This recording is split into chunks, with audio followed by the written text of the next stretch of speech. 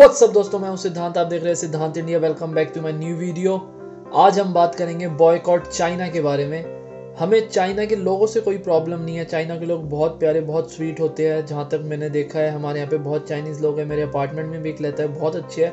But Chinese government का जो काम करने का तरीका है और जो इंडिया को वो दबाने की कोशिश कर रहे हैं इतने साल से, हम उस पर आज बात करने वाले हैं। हम उस पर भी ज़्यादा बात नहीं करेंगे, हम सॉल्यूशंस देंगे कि जो हमारे यहाँ का जो लोग है, इंडियंस है, वो क्या करके कैसे अपने देश को बचा सकते हैं और अपने आप को बचा सकते हैं जो चाइना हमारे साथ कर रहा है, और उसके सॉल्यूशंस क्या क्या होंगे, उसके अल्टरनेटिव्स क्या क्या होंगे, वो आज हम आप लोगों को बताने वाले हैं। इसके लिए हमारे साथ एक्सपर्ट जुड़े हैं, तरुण भैया इंडिया से। उन्होंने रिसर्च कर रखी है, वो आप लोगों को इसके ऊपर थोड़ा बताना चाहेंगे।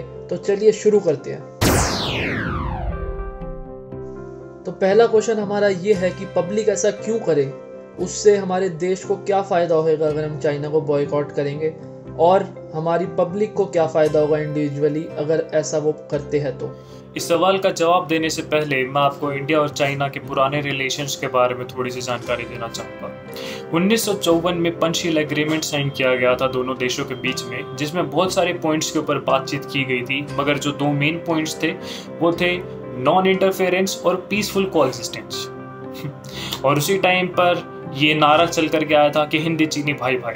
मगर इसका रिजल्ट हमने देख ही लिया था 1962 में, जो इंडिया और चाइना का युद्ध हुआ था। उसमें 2013 में China one belt one road का किस्सा लेकर के आया, जिसमें वो पीओके से गुजरते हुए एक रोड बनाना चाहता था अपने ट्रेड के फायदे के लिए। पीओके एक नो मैंस लैंड है। पाकिस्तान ने उसे परमिशन दे दी, मगर इंडिया इस चीज़ के लिए मंजूर नहीं था। जिस जगह के ऊपर पाकिस्तान पहले से कब्जा करके बैठा हुआ है, हम नहीं चाहते थे कि वहाँ पर कल को चाइना भी कब्जा करके बैठ जाए। इस चीज़ के ऊपर भी काफ़ी तनाव चला था हमारा चाइना के बीच में। आज जो इंडिया और चाइना के बीच में तनाव की स्थिति है, यही स्थिति 2017 में भी थी नॉर्थ ईस्ट साइड में, इंडिया और चाइना के बॉर्डर के ऊपर, जिसे हम मकमोहन लाइन के नाम से भी जानते हैं। तब भी चाइना इंडियन टेरिटरी के अंदर आने की कोशिश कर रहा था। उसने भूटान के एक टेरिटरी से एक रोड भी निकाल दिया था, जिसका भूटान अपोज कर रहा था, और इंडिया ने भूटान का सपोर्ट किया था। उसे हम डोकलाम स्टैंड ऑफ के नाम से भी जानते हैं। चीन यूएन सिक्योरिटी काउंसिल का मेंबर है और उसने अपने वीटो पावर का यूज इंडिया के खिलाफ बहुत बार किया है। उसने हमें न्यूक्लियर सप्लाई ग्रुप का मेंबर बनने से रोका और मसूद अजहर को इंटरनेशनल टेररिस्ट घोषित करने से रोका। मिटा दिया है वजूद उनका जो भी इनसे भिड़ा है, देश की रक्षा का संकल्प करे जो जवान सरहद पर खड़ा है। ऐसा ही एक संकल्प आज आपको और हमें करना है, चीन के सामान का बहिष्कार करके। कोरोना जैसी इतनी बड़ी महामारी से जिस प्रकार हमने खुद को बचाया है, जिस प्रकार भारत ने इस स्थिति को अपने काबू में रखा है, उससे प्रभावित होकर के दुनिया की बहुत सारी कंपनीज हैं जो अपना व्यापार चाइना से हटा करके भारत में लेकर के आना चाहती हैं, भारत में निवेश करना चाहती है। ये हमारे लिए एक बहुत ही बड़ी अपॉर्चुनिटी है, और ये अपॉर्चुनिटी हमें तभी हासिल होगी, हम इसके ऊपर तभी खड़े उतरेंगे जब हम सेल्फ कैपेबल होंगे, जब हम आत्मनिर्भर होंगे। और इसके लिए हमें अभी से ही शुरुआत करनी होगी और अपनी इंडियन कंपनीज़ को आगे बढ़ावा देना होगा और चाइना का बहिष्कार करना होगा। पब्लिक ये सोचती है कि गवर्नमेंट क्यों नहीं बैन कर देती ये सब चीज़ें, ताकि हम खुद ही लेना बंद कर दे।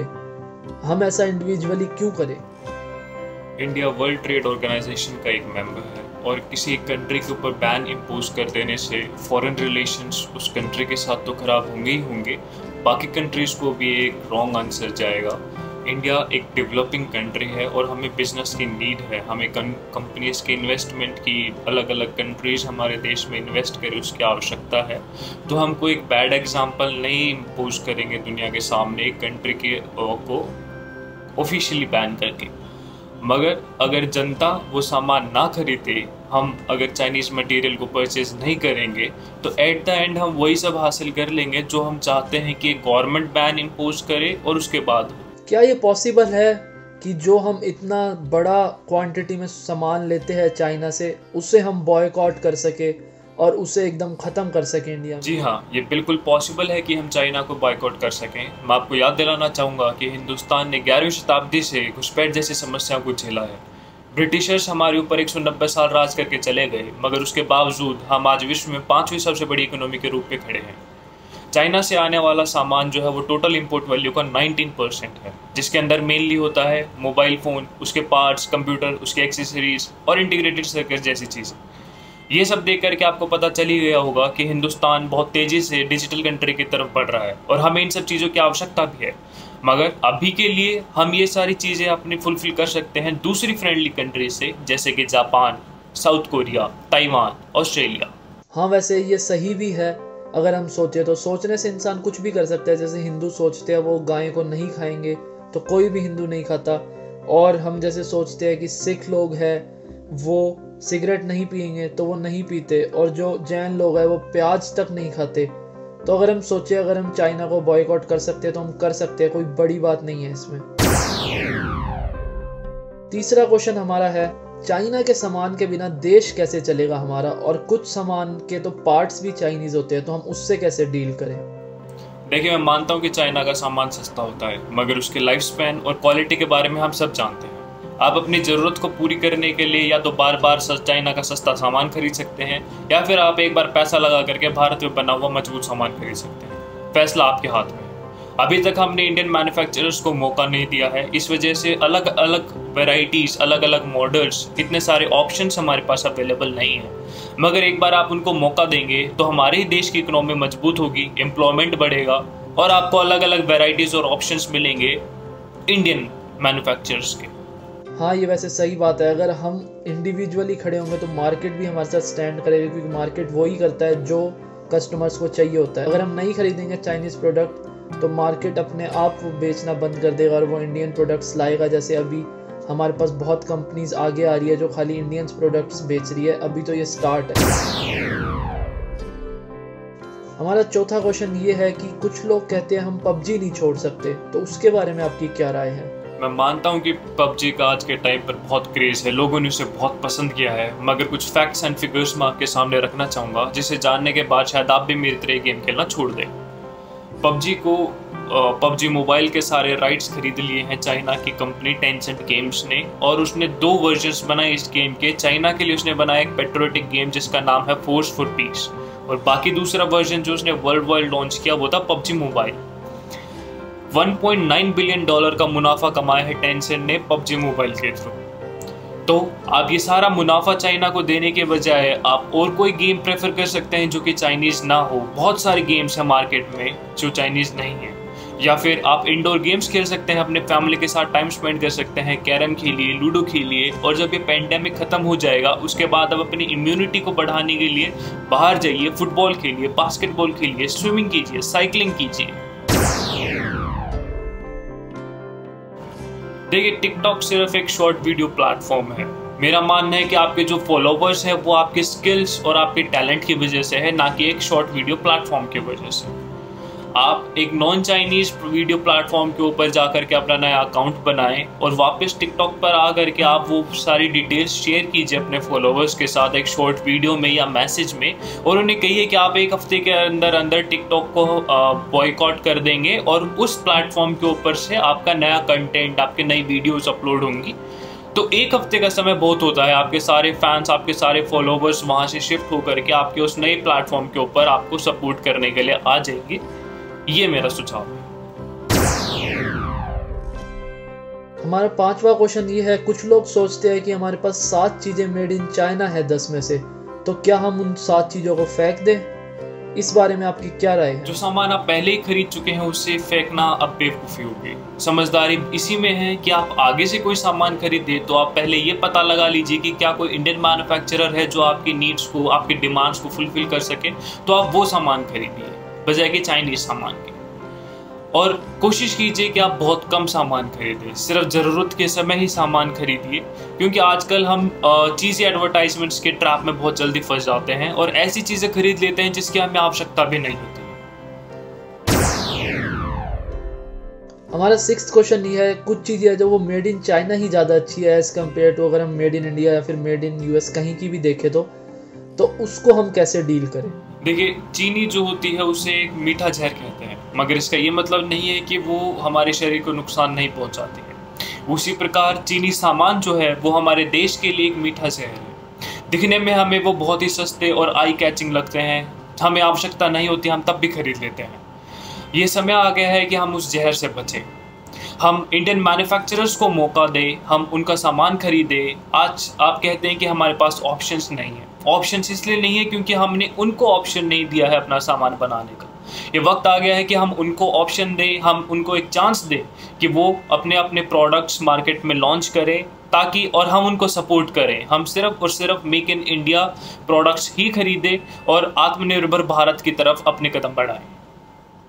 हाँ, वैसे सही बात भी है। अगर आप चाइनीज़ चीज़ें बंद करोगे, इंडियन प्रोडक्ट्स की तरफ बढ़ोगे, तो इंडियन प्रोडक्ट्स के पास अपने आप पैसे आएंगे और वो पैसे वो अपने प्रोडक्ट्स में लगाएंगे और उनको और अच्छा करेंगे। अगर आप ख़रीदोगे ही नहीं तो कंपनी उसमें पैसा कहाँ से लाएगी नए नए प्रोडक्ट्स लगाने में। वो चीज़ सीख के कोई भी कंपनी कहीं भी पैसे लगा सकती है। अगर वो i7 मॉडल दे रहा है तो कोई भी कंपनी i7 बना सकती है, बस उसके पास पैसे होने चाहिए। लॉकडाउन में आप ये चीज़ तो सीख ही गए होंगे कि सब कुछ दिखावटी होता है। और अगर आपको इस चीज़ में ज़्यादा देखना है, अगर आपको पोएम्स अच्छी लगती है, तो मैंने एक पोएम भी लिखी है, लेसन ऑफ कोरोना लॉकडाउन। उसका मैं लिंक डिस्क्रिप्शन में डाल दूंगा, वो भी जाके सुन सकते हैं। हमारा 7वां क्वेश्चन ये है कि भारत का हर एक नागरिक इस लड़ाई में सिपाही कैसे बन सकता है और अपने देश को कैसे बचा सकता है। कुछ साल के लिए हमें अपनी इच्छाओं के ऊपर काबू करना होगा। हमें आज़ादी बहुत कुर्बानियां दे करके मिली है और अपनी इस आज़ादी को आप चीनी सामान की गुलामी को ना दें। जब आप दुकानदार से चीनी सामान नहीं खरीदेंगे तो वो आगे कंपनीज से नहीं खरीदेगा और कंपनीज और ट्रेडर्स को चीनी सामान को बॉयकॉट करना पड़ेगा और इंडियन मैन्युफैक्चरर्स का सामान यहाँ आगे प्रमोट करना पड़ेगा। इससे हमारे इंडियन मैन्युफैक्चरर्स को फ़ायदा होगा, हमारे देश की इकोनॉमी को फ़ायदा होगा। आप जापान से सीख सकते हैं कि वर्ल्ड वॉर 2 में इतना नुकसान झेलने के बाद भी वो कैसे आज इतने ऊंचे मुकाम के ऊपर पहुंच चुका है। वहाँ का बच्चा अपने देश को बचाने में जुट गया था। हमें भी आज वही करना होगा, हमें अपने देश को बचाना होगा। हमारे पूर्वज अपनी देशभक्ति से देश को आज़ाद करा गए। आज हमारी बारी है कि हम अपनी देशभक्ति से अपने देश को आत्मनिर्भर बनाएं। देश को आज़ादी के नए अफसानों की ज़रूरत है, भगत आज़ाद जैसे आज़ादी के दीवानों की ज़रूरत है। भारत को फिर देशभक्त परवानों की ज़रूरत है। जय हिंद, वंदे मातरम।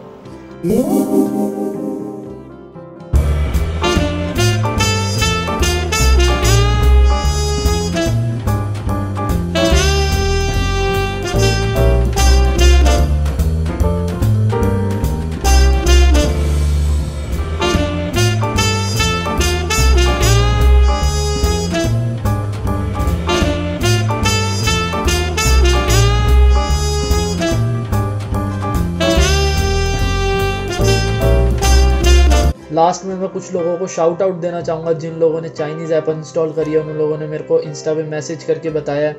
अगर आप लोग मेरे को इंस्टा पे फॉलो नहीं करते तो फॉलो कर लीजिए। वहाँ पे मैं सबसे पहले अपनी वीडियो के लिंक डालता हूँ और अपनी वीडियो के बारे में बताता हूँ। तो उन लोगों का नाम है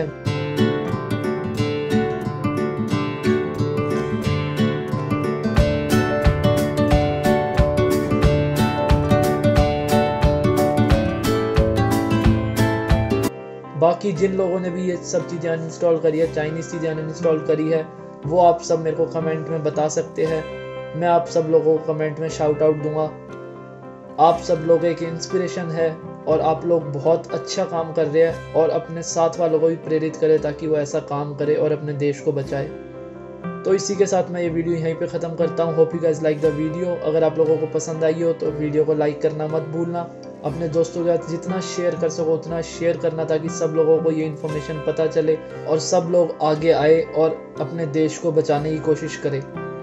और अगर आप नए हो तो चैनल को सब्सक्राइब करना मत भूलना। इसी के साथ मिलते हैं अगली वीडियो में। तब तक के लिए बाय बाय, टेक केयर।